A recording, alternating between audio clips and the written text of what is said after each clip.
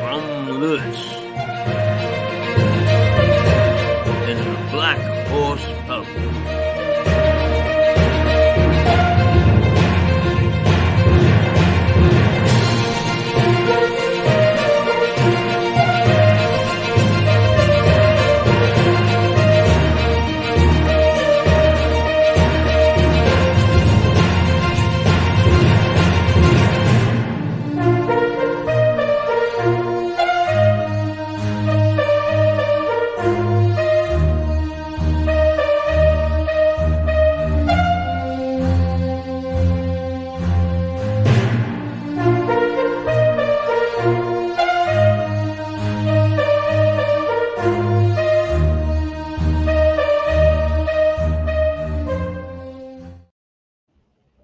Well, here we are back again. Oh, it is as usual. This whole bloody thing is doing its own thing instead of doing what I wanted to do. There we go. Here I am back again. For how long, God only knows. I hope that you enjoyed Steve Hope and his chef. A well-known character around town, can be seen most days. And off to Mexico for a retreat, 2-month retreat. Rather good fun for him, I guess. But a very interesting man and a very nice man. Now it's time for us to go to the gloom and the doom and to see what the world is doing. So let's do that.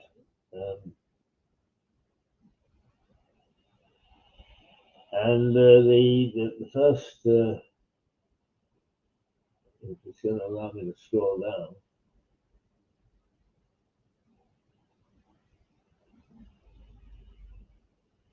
You can almost guarantee that it's not. It just everything is all over the place, and I'm afraid it's testing my patience.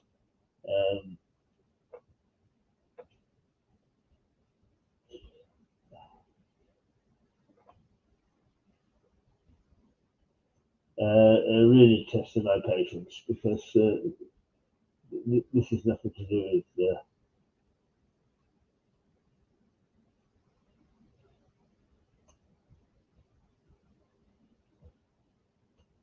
it has nothing to do with bad. Now we're back into the old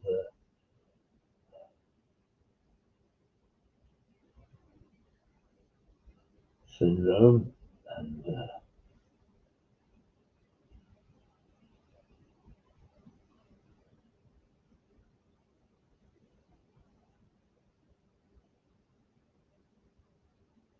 there we go. But we still haven't got a scroll down. I don't know whether this will do it. No.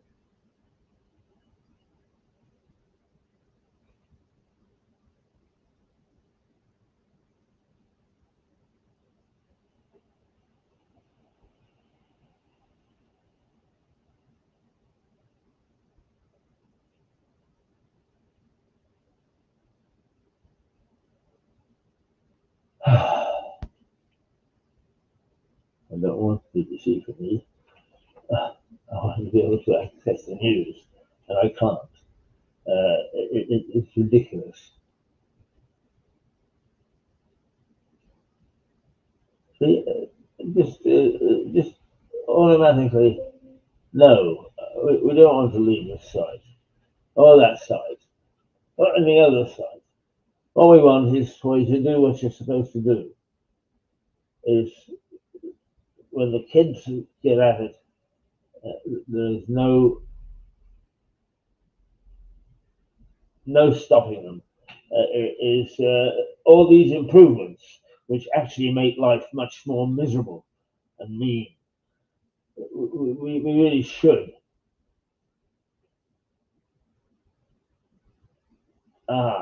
There at long last, we've got what we asked for. The Guardian. Fury in Commons forces the Speaker to apologise over a Gaza vote chaos. And it's hardly worth going to, is it? The chaotic scenes during Wednesday's House of Commons debate and vote on calls for a ceasefire in the Israeli-Gaza war dominate the front pages of most of Thursday's papers. The Guardian leads with this story, saying the fury of MPs forced Speaker Sir Lindsay Hoyle to apologise for the fractious debate.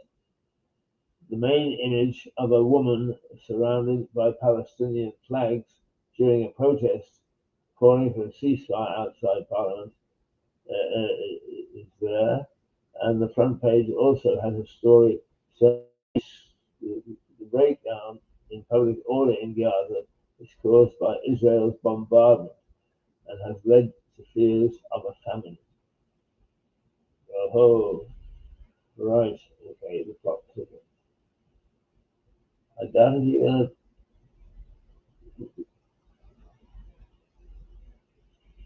doubt if you're going to get any decent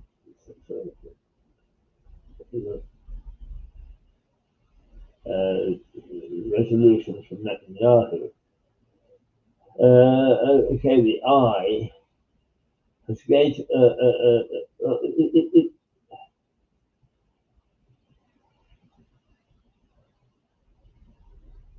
it's got three sort of banners. One is that the king is reduced to tears by cancer well wishers, and there's a photograph of him beginning to sob. Politics, Badenoch, unready for Tory leadership after the post office row. Right. And education, buying success. Is private school worth the money? Well, I don't know. I don't think it is, to be quite honest with you. Everybody paints pictures that are pretty of every sector. State schools in some instances are not worth the candle. Commons chaos as MPs walk out of the Gaza vote. It is again. The I paper also leads with the ceasefire vote story, focusing on the walkout by MPs. It says the Speaker apologised for appearing to break the protocol, and also notes that he has been accused by some Tories and SNP MPs of helping Sir Keir Starmer avoid a Labour rebellion. On its front pages, there are also quotes of aid groups who say that the theatrics in Parliament are a disservice to the public. Well, I'll go along with that. Financial Times. Walkout over Gaza motion brings chaos to Commons. Isn't that anything? The confusing House of Commons at the top of the Financial Times front page with a headline which reads Walkout over Gaza motion brings chaos to Commons. The story says Tory and SNP MPs felt the chamber or left the chamber in protest, leaving the Speaker's position in potential jeopardy. The FT's front page also features a nostalgic black and white picture of London's iconic BT Tower, which has recently been sold to a US luxury hotel for $275 million. Some nice little towers you can get. The Daily Telegraph. Speaker on the brink after walkout. I doubt it. The Daily Telegraph says Sir Lindsay is on the brink and fighting to keep his job as he faces no confidence motion. Oh, that's typical. That's bloody typical of MPs. Idiots. They choose this man because they think that he'll be independent, and this one has been independent. He behaved himself impeccably. Right? He makes one slip and they're at his throat. Why? Because they want somebody in who's sympathetic to themselves. That's why. And that you should be the people to resign. You should resign. If you're trying to force decisions in the House of Commons that way, then get out, because you are not suited to being part of a democratic process, not a good democratic process. Get out. You want to walk out and keep walking. Keep going. This speaker has been as good a speaker. What do we want? Burkhoff back? He's been as good as any that we've had, with the exception of Betty Boothroyd. The Telegraph says Sir Lindsay's on the brink and fighting to keep his job as he faces a no confidence motion.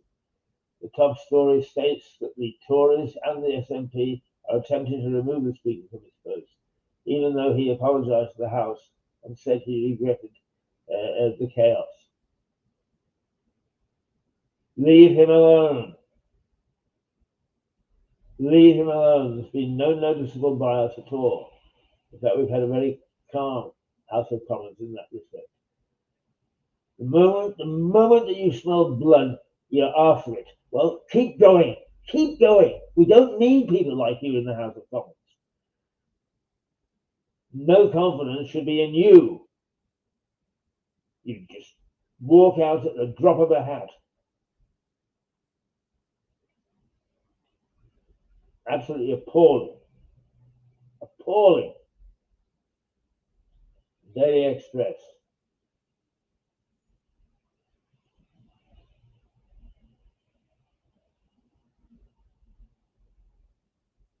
No confidence fury over Speaker's vote stitcher.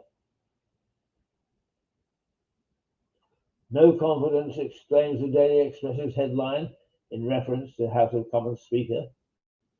The article claims that Sir Lindsay's vote stitcher saved Labour leader Sir Keir Starmer from a party revolt. Okay, so the front page also features a picture of King Charles during his meeting with Prime Minister Rishi Sunak, in which he revealed he had been reduced to tears by the outpouring of support following his cancer diagnosis.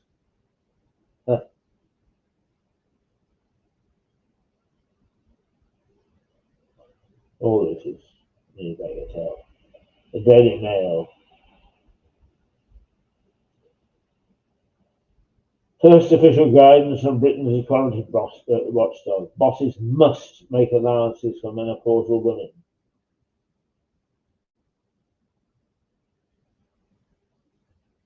The Daily Mail's front page image is of a shouting Sir Lindsay Hoyle alongside a headline saying spectacularly self-destructive. The main story is not about the House of Commons, but instead focuses on Britain's equality watchdog, saying that company bosses must make allowances for menopausal women.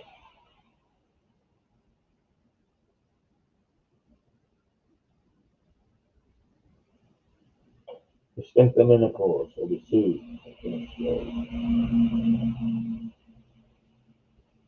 The Times, which says unemployed could be sued for disability discrimination if they fail to make reasonable adjustments for menopausal women.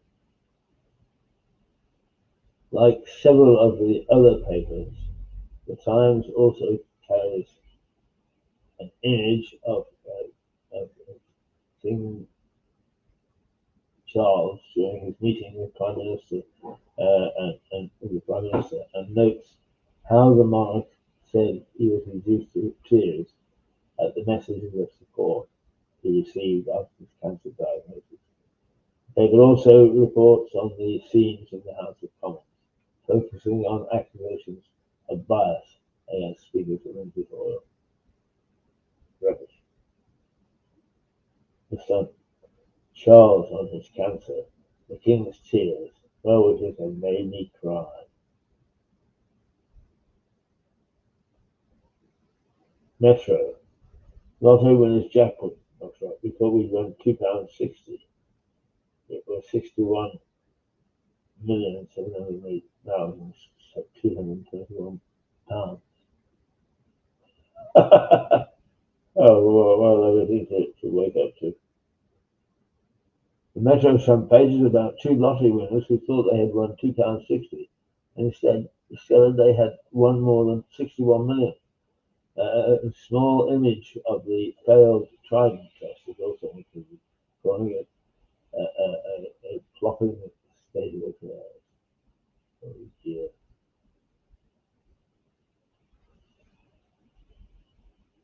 The Daily Mirror. Euro Millions jackpots of joy. Dead on the win, it says. £61 million couple parties like only fools.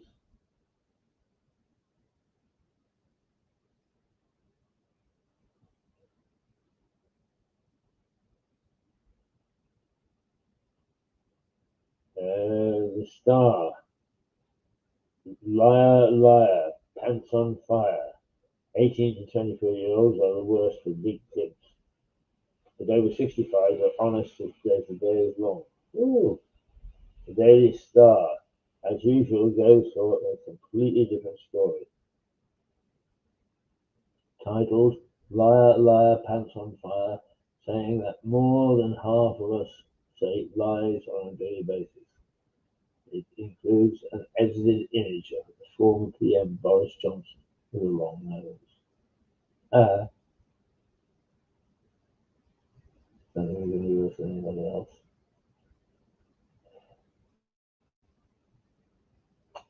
So those are the headlines. To me, there's a lot of frippery there. There's some pretty serious stuff. There's an awful lot of frippery. I've got the. Well, hang on a minute. We better. We had better.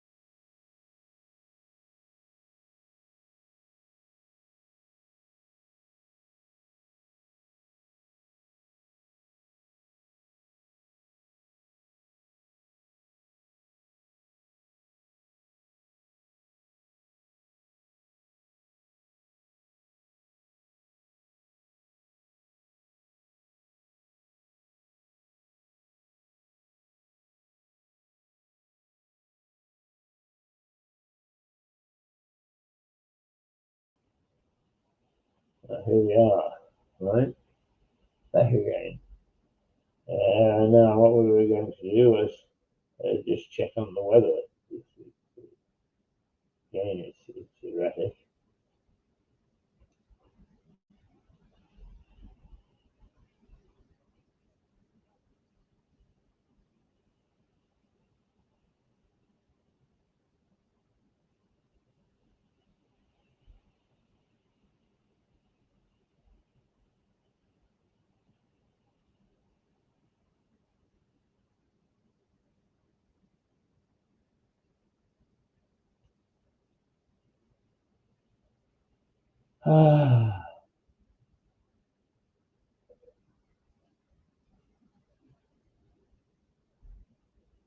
There we are, 11 degrees, gusty winds and light rain showers.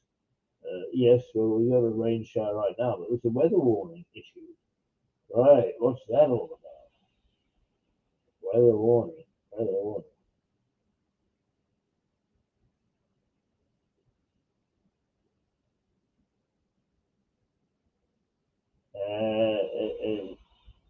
Met Office has warning issued for East Sussex. Um,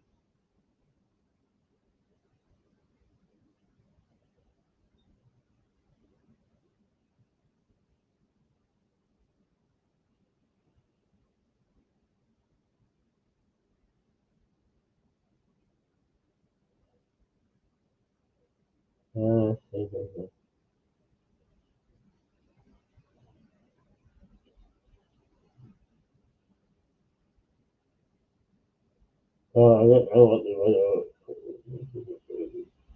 warning is issued for. I can't really tell.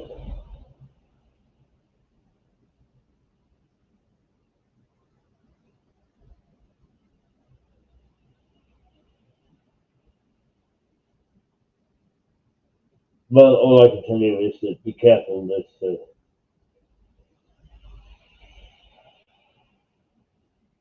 we're going to have some severe weather. What form it's going to take, I have no idea.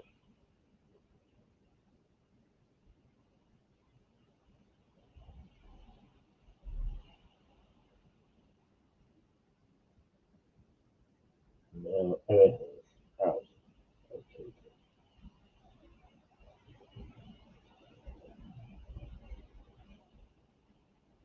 There we go. There I am again. At least I can see myself. Maximillarization. Maximillarization. Maximilla. I wonder who that is. Is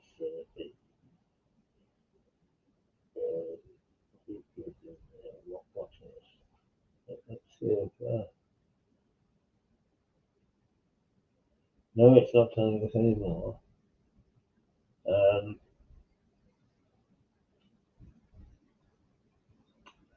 But anyway, we're back with you. And we have, talking about Max Miller, in about 10 minutes or so, we have John Henty joining us. It's a usual barrel of fun.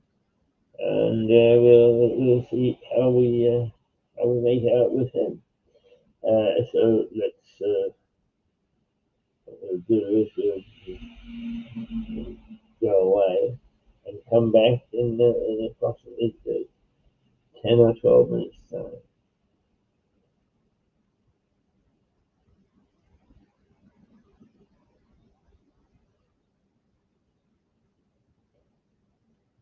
That's what we'll do. Stuttering where we are this morning. It's mainly because of my forefinger. Ah! Okay. Let's see.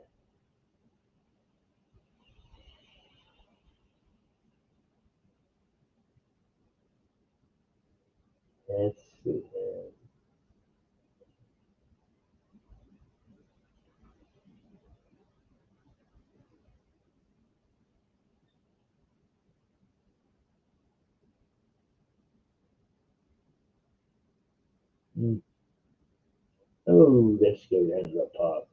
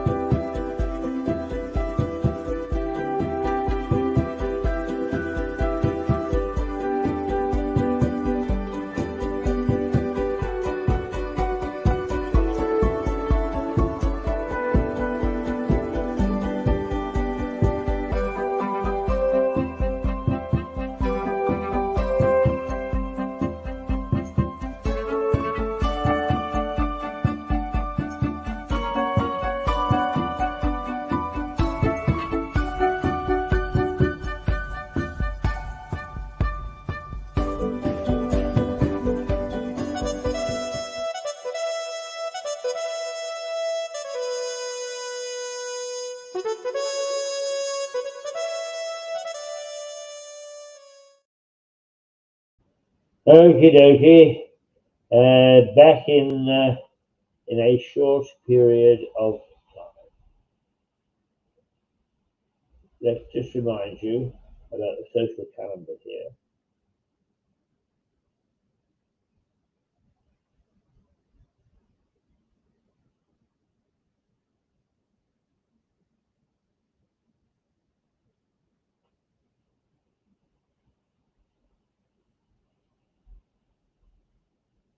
Sunday lunch.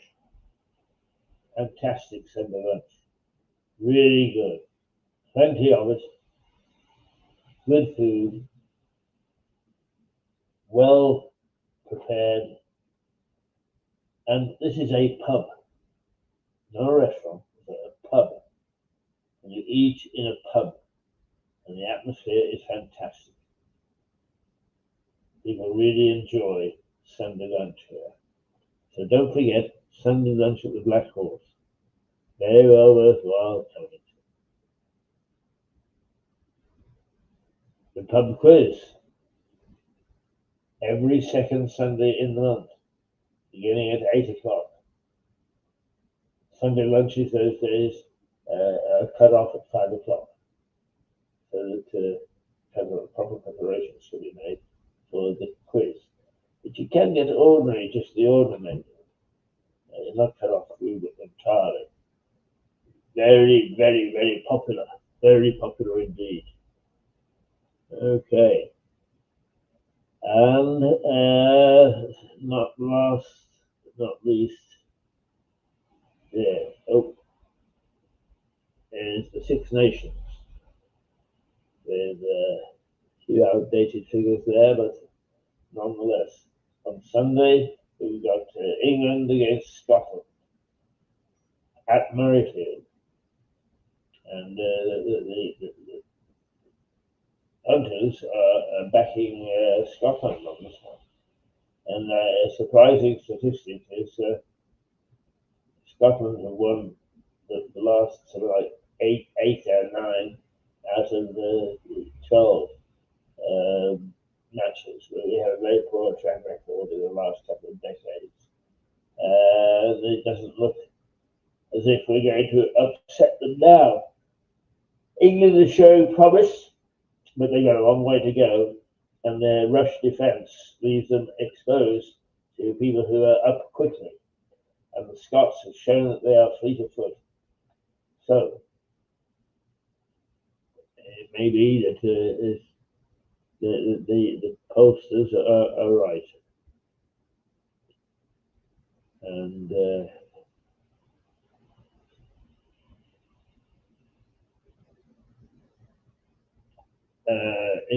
Scotland are going to win. But you can watch it all in living colour in the Black Horse. Good place to come. Okay, let's. Oh gosh, it's almost 10 o'clock.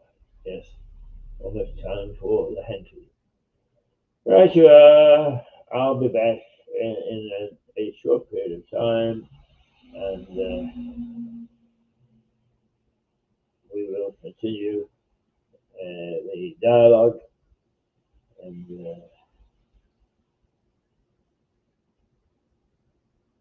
an enjoyable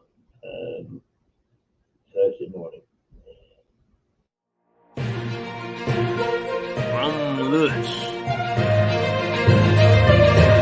in the Black Horse Pub.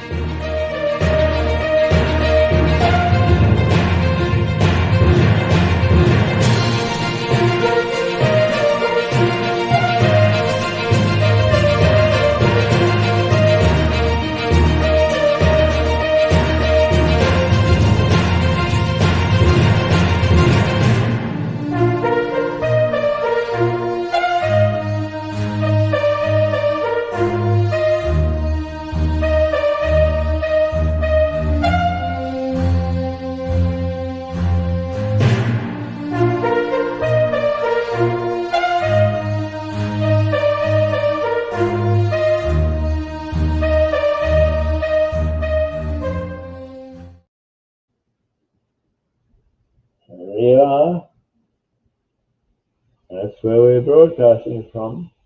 And now here is a sign off.